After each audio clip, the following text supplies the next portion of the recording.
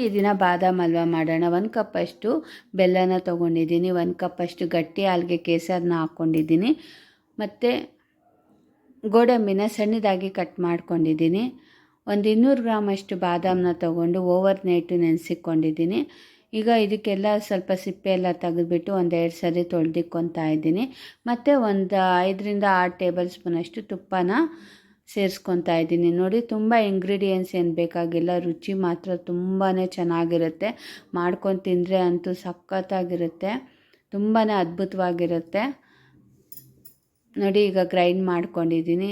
ಈ ಥರ ನುಣ್ಣಿಗೆ ಗ್ರೈಂಡ್ ಮಾಡ್ಕೊಳ್ಳಿ ಹಲ್ವಾ ಮಾಡೋದ್ರಿಂದ. ಈಗ ಒಂದು ಬಾಣಲಿಗೆ ಸ್ವಲ್ಪ ತುಪ್ಪನ ಹಾಕ್ಕೊಂಡು ಗೋಡಂಬಿನೆಲ್ಲ ಸ್ವಲ್ಪ ಕಂದು ಬಣ್ಣ ಬರೋವರೆಗೂ ಫ್ರೈ ಮಾಡ್ಕೋಬೇಕು.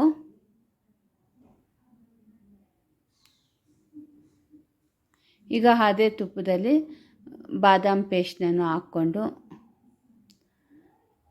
ಮತ್ತು ಹಾಲನ್ನು ಸಹ ಮಿಕ್ಸ್ ಮಾಡ್ಕೊಳ್ಳಿ.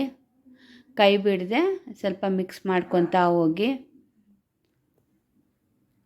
ನೋಡಿ, ಈ ಥರ ಮಿಕ್ಸ್ ಮಾಡ್ತಾ 1 ಕಪ್ಪಷ್ಟು ಬೆಲ್ಲನ ಸೇರಿಸ್ಕೊತಾ ಇದ್ದೀನಿ. ಮತ್ತು 5-6 ಟೇಬಲ್ ಸ್ಪೂನಷ್ಟು ತುಪ್ಪನ ಹಾಕ್ಕೊಂಡು ಮಿಕ್ಸ್ ಮಾಡ್ತಾ ಹೋಗಬೇಕು. ಒಂದು 10 ನಿಮಿಷದಲ್ಲಿ ಬೇಗನೆ ಆಗೋಗುತ್ತೆ. ನೋಡಿ, ಈಗ ಆಲ್ಮೋಸ್ಟ್ ಆಗ್ತಾಯಿದೆ. ಯಾರ್ಯಾರು ಹೊಸ್ದಾಗಿ ನನ್ನ ಚಾನಲ್ನ ನೋಡ್ತಾ ಇದ್ದೀರೋ ಪ್ಲೀಸ್ ಸಬ್ಸ್ಕ್ರೈಬ್ ಮಾಡಿ.